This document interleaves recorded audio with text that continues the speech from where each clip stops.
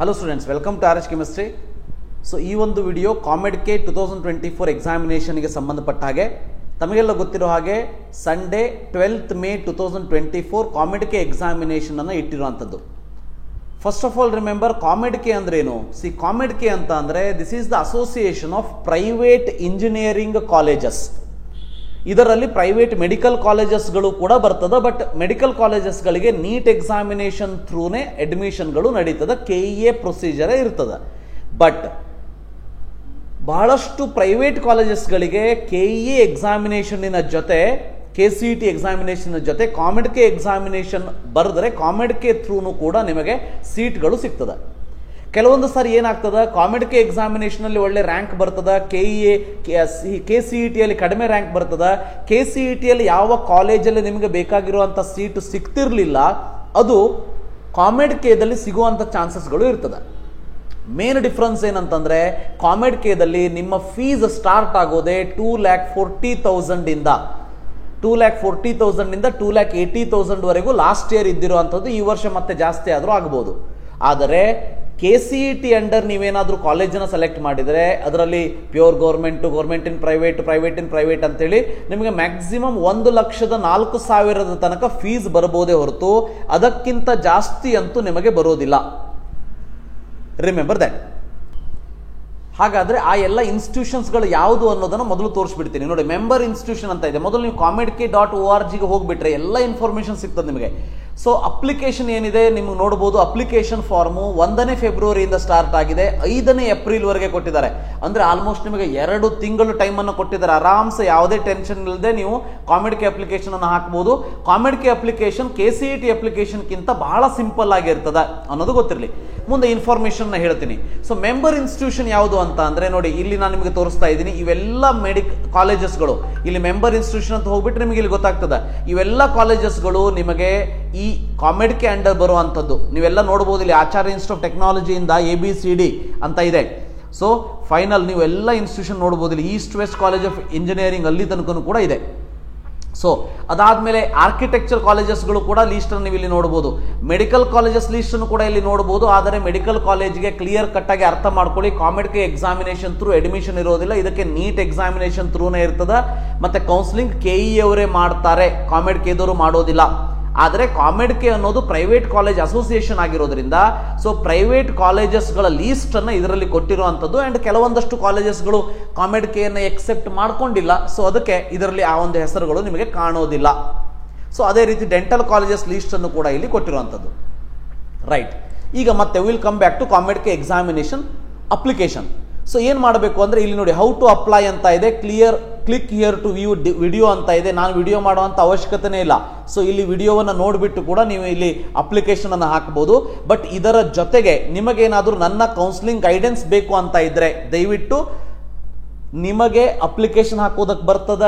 ನಿಮಗೆ last year cut off ಅನ್ನು ನೋಡಿ ಕಾಲೇಜ್ ಲೀಸ್ಟ್ ರೆಡಿ ಮಾಡ್ಕೊಂಡು ಆಪ್ಷನ್ ಎಂಟ್ರಿ ಚಾಯ್ಸ್ ಎಂಟ್ರಿ ಮಾಡೋದಕ್ಕೆ ಬರ್ತದ ಅಂದ್ರೆ ಇದನ್ನ ಜಾಯ್ನ್ ಆಗಬೇಡಿ, ಸುಮ್ಮನೆ ದುಡ್ಡು ವೇಸ್ಟ್ ಮಾಡ್ಕೋಬೇಡಿ.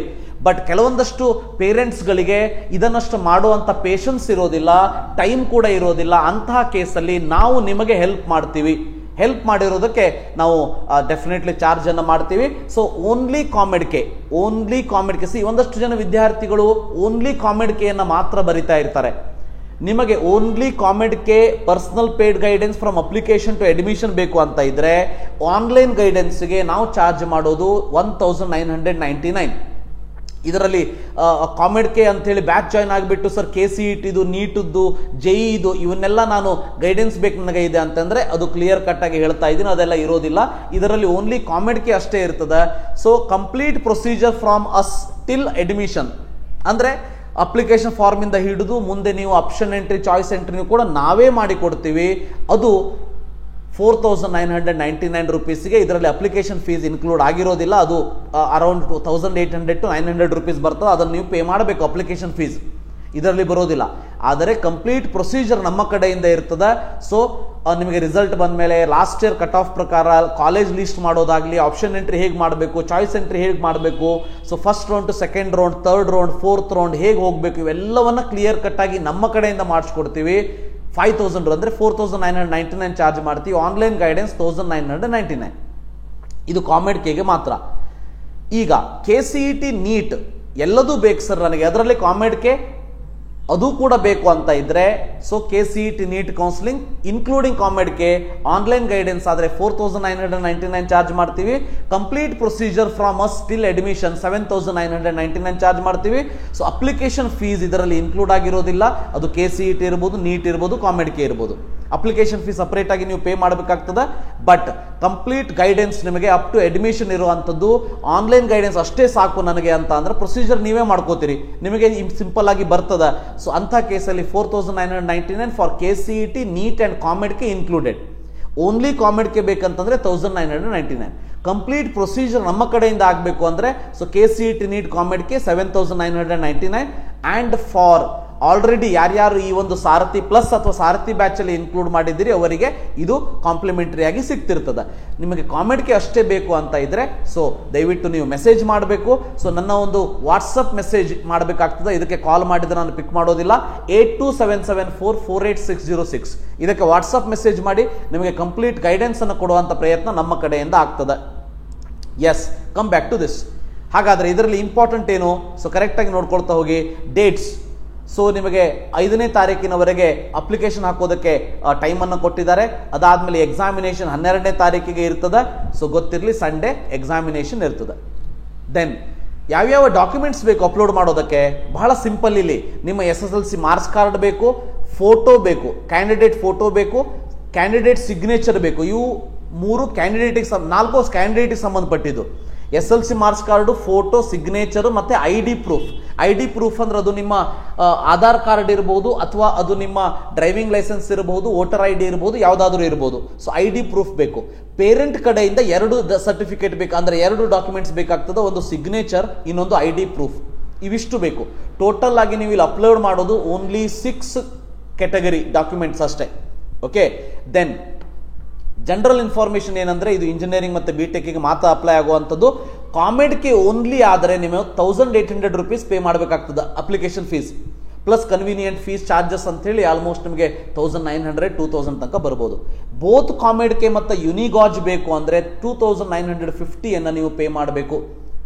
ಸೊ ರಿಮೆಂಬರ್, ಇದರಲ್ಲಿ 2 ಟೈಪ್. ಒಂದು ಕಾಮೆಡ್ಕೆ ಇನ್ಸ್ಟಿಟ್ಯೂಷನ್ಸ್, ಇನ್ನೊಂದಷ್ಟು ಯುನಿಗಾಜ್ ಇನ್ಸ್ಟಿಟ್ಯೂಷನ್ಸ್.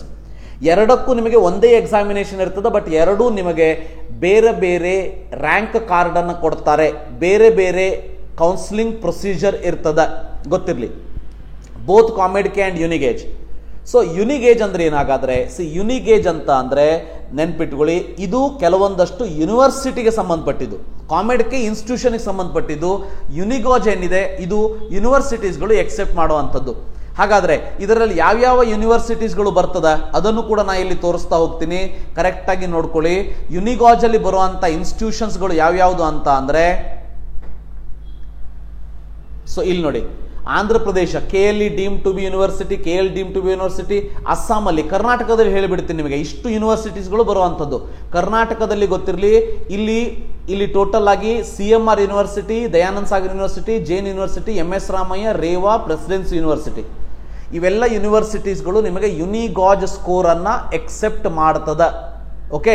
ಸೊ ಮೆಂಬರ್ ಇನ್ಸ್ಟಿಟ್ಯೂಷನ್ಸ್ ನಾ ಇಲ್ಲಿ ಏನು ಹೇಳಿದೆ, ಇವೆಲ್ಲ ಇನ್ಸ್ಟಿಟ್ಯೂಷನ್ಸ್ಗಳು ಏನಿದೆ ಇವಷ್ಟು ಕೂಡ ಕಾಮೆಡ್ಕೆ ಸ್ಕೋರ್ ಅನ್ನ ಎಕ್ಸೆಪ್ಟ್ ಮಾಡ್ತದ. ಯಾರ್ಯಾರಿಗೆ ಯುನಿಗಾಜು ಅಪ್ಲಿಕೇಶನ್ ಹಾಕಬೇಕು ಅವರು 2950 ಪೇ ಮಾಡಬೇಕಾಗ್ತದ ಅನ್ನೋದು ಗೊತ್ತಿರಲಿ. ಆದರೆ ಅಪ್ಲಿಕೇಶನ್ ಕಂಪ್ಲೀಟ್ ಪ್ರೊಸೀಜರ್ ಬೇರೆ ಬೇರೆ ಇರ್ತದ ಅನ್ನೋದು ಗೊತ್ತಿರಲಿ. ಅದಾದಮೇಲೆ ಅಬೌಟ್ ಕಾಮೆಡ್ಕೆ ಎಕ್ಸಾಮಿನೇಷನ್. ಸೊ ನೀವು ಇಲ್ಲಿ ನೋಡ್ತಾ ಹೋಗ್ರಿ. ಸೊ ನಾನಿಲ್ಲಿ ತೋರಿಸ್ತಾ ಹೋಗ್ತೀನಿ exam details about the exam. So first of all ಇಲ್ಲಿ ಸಿಲೆಬಸ್ ನೋಡ್ಬೇಕಂತೆ. ಸಿಲೆಬಸ್ ಏನಿದೆ ಅಂದ್ರೆ physics, chemistry, mathematics as in the NCERT text book. ಹೊಸದಾದ NCERT ಟೆಕ್ಸ್ಟ್ ಬುಕ್ ಅಲ್ಲಿ ಏನಿದೆ ಅವೆಲ್ಲ ಸಿಲೆಬಸ್ ಇದರಲ್ಲಿ ಇರುವಂಥದ್ದು. ಫೀಸ್ ಡೀಟೇಲ್ ಆಯ್ತು, ಎಲಿಜಿಬಿಲಿಟಿ ಕ್ರೈಟೀರಿಯಾ ಅಂತೂ ಆಯ್ತು. ಅಂಡ್ ಇದರಲ್ಲಿ ಹಾಗಾದ್ರೆ ಕೆಟಗರಿ ಏನೇನಿರ್ತದ ಅನ್ನೋದನ್ನ ನಾನು ನಿಮಗೆ ತೋರಿಸ್ತಾ ಹೋಗ್ತೀನಿ ನೋಡಿ. ಸೊ ಇದು ಅಪ್ಲಿಕೇಶನ್ ಇದಾಯ್ತು. ಅಬೌಟ್ UG, ಇಲ್ಲಿ ಟೆಸ್ಟ್ ಪ್ಯಾಟರ್ನ್ ಇದೆ, ಫೀಸ್ ಡೀಟೇಲ್ಸ್ ಇದೆ ನೋಡಿ, ಇಲ್ಲಿ ಫೀಸ್ ಡೀಟೇಲ್ಸ್ ಕೂಡ ಕೊಟ್ಟಿದ್ದಾರೆ. ಸೊ ಅದಾದಮೇಲೆ ಸಿಲೆಬಸ್ ಕೊಟ್ಟಿದ್ದಾರೆ, FAQs ಕೂಡ ಕೊಟ್ಟಿದ್ದಾರೆ, ಚೇಂಜ್ ರಿಕ್ವೆಸ್ಟ್ ಅನ್ನು ಕೂಡ ಕೊಟ್ಟಿದ್ದಾರೆ. ಸೊ ಫಸ್ಟ್ ಆಫ್ ಆಲ್ ಇದರಲ್ಲಿ ಕೆಟಗರಿ ಯಾವ್ದಿರ್ತದೆ? ಹಾಗಾದ್ರೆ ನಿಮಗೆ ಯಾವ ಕೆಟಗರಿ ಅಪ್ಲೈ ಆಗ್ತದ ಅಂದ್ರೆ only general merit, Kalyana Karnataka ಅಂದ್ರೆ HK ರೀಜನ್, ಇವ 2 ಕೆಟಗರಿ ನಿಮಗೆ ಅಪ್ಲೈ ಆಗುವಂಥದ್ದು. ನೆನ್ಪಿಟ್ಕೊಳ್ಳಿ, ಇದರಲ್ಲಿ SC ST 2A 2B 3A 3B ಯಾವುದೂ ಕನ್ಸಿಡರ್ ಆಗೋದಿಲ್ಲ. Very very important. ಇಲ್ಲಿ ನೀವು ಸರ್ಟಿಫಿಕೇಟ್ ಅನ್ನು ಅಪ್ಲೋಡ್ ಮಾಡಬೇಕಂತೇನಿಲ್ಲ, ಬಟ್ HK ಕ್ಯಾಟಗರಿ ಇತ್ತು ಅಂತಂದ್ರೆ ಎಸ್ ಅಂತ ಕೊಡಬೇಕಾಗ್ತದೆ. ಡಾಕ್ಯುಮೆಂಟ್ ಅಪ್ಲೋಡ್ ಟೈಮಲ್ಲಿ ನಿಮಗೆ HK ಸರ್ಟಿಫಿಕೇಟ್ ಬೇಕು, ಅದರ ಜೊತೆಗೆ ರೆಸಿಡೆನ್ಷಿಯಲ್ ಸರ್ಟಿಫಿಕೇಟ್ ಕೂಡ ಬೇಕು, ಡಾಮಿಸೈಲ್ ಸರ್ಟಿಫಿಕೇಟ್ ಕೂಡ ಬೇಕು. HK ಅನ್ನ ಯಾರ್ಯಾರು ಅಪ್ಲೈ ಮಾಡ್ತಾ ಇದ್ದೀರಿ ಕಾಮೆಡ್-ಕೆದಲ್ಲಿ ನಿಮಗೆ ಡಾಮಿಸೈಲ್ ಸರ್ಟಿಫಿಕೇಟ್ ಕಂಪಲ್ಸರಿ ಆಗಿ ಬೇಕಾಗ್ತದೆ. ರೈಟ್, HK ಅಂತೂ ಬೇಕೇ ಬೇಕು. ಜೊತೆ ಕಾಮೆಡ್-ಕೆ ಎಕ್ಸಾಮಿನೇಷನ್ಗೆ ಅಪ್ಲೈ ಮಾಡಬೇಕಾದ್ರೆ HK ರೀಜನ್ ಸರ್ಟಿಫಿಕೇಟ್ ಜೊತೆ ನಿಮಗೆ you have to submit domicile certificate. ಇನ್ನು SC ST ಏನಾದರೂ ಇದ್ರೆ ನಿಮಗೆ ಪರ್ಸೆಂಟೇಜ್ ಕಡಿಮೆ ಇರ್ತದೆ. ಈಗ ಫಾರ್ ಎಕ್ಸಾಂಪಲ್ ನೋಡಿ, SC ST ಅವರಿಗೆ ಪರ್ಸೆಂಟೇಜ್ 40% ಇದೆ. ನಿಮ್ಮದೇನಾದರೂ ಪರ್ಸೆಂಟೇಜ್ ಸೆಕೆಂಡ್ PUC 40%ಗಿಂತ ಸ್ವಲ್ಪ ಮೇಲೆ ಅಂದ್ರೆ 50ಕ್ಕಿಂತ ಕೆಳಗಡೆ ಇತ್ತು ಅಂದ್ರೆ ಅವಾಗ ನೀವು ಸಬ್ಮಿಟ್ ಮಾಡಬೇಕಾಗ್ತದೆ. ಇಲ್ಲಿ ನೀವು SC ST ನೀವು ಎಸ್ ಅಂತ ಕೊಡಬಹುದು, ಆದರೆ ಆ ಕೆಟಗರಿಗಳು ಇದರಲ್ಲಿ ಅಪ್ಲೈ ಆಗೋದಿಲ್ಲ. ಇದರಲ್ಲಿ ಅಪ್ಲೈ ಆಗೋದು all are considered as general merit plus general merit Hyderabad Karnataka, ಎರಡೇ ಕೆಟಗರಿ ಇದರಲ್ಲಿ ಇರೋದು ಅನ್ನೋದು ನಿಮಗೆ ಕ್ಲಿಯರ್ ಕಟ್ ಆಗಿ ಅರ್ಥ ಆಗಲಿ. ಇದು KCET ಎಕ್ಸಾಮಿನೇಷನ್ ಹಾಗೆ ಸಾವಿರಾರು category, rural, Kannada medium, linguistic minority ಯಾವುದು ಇದರಲ್ಲಿ ಇಲ್ಲ. ಓನ್ಲಿ ಇದರಲ್ಲಿ ಇರುವಂಥದ್ದು ಜನರಲ್ ಮೆರಿಟ್, ಮತ್ತೊಂದು ಜನರಲ್ ಮೆರಿಟ್ HKR ಅಥವಾ KKR, Kalyana Karnataka region students. Right, so ಇದಿಷ್ಟು ಇಂಪಾರ್ಟೆಂಟ್ ಇನ್ಫಾರ್ಮೇಶನ್.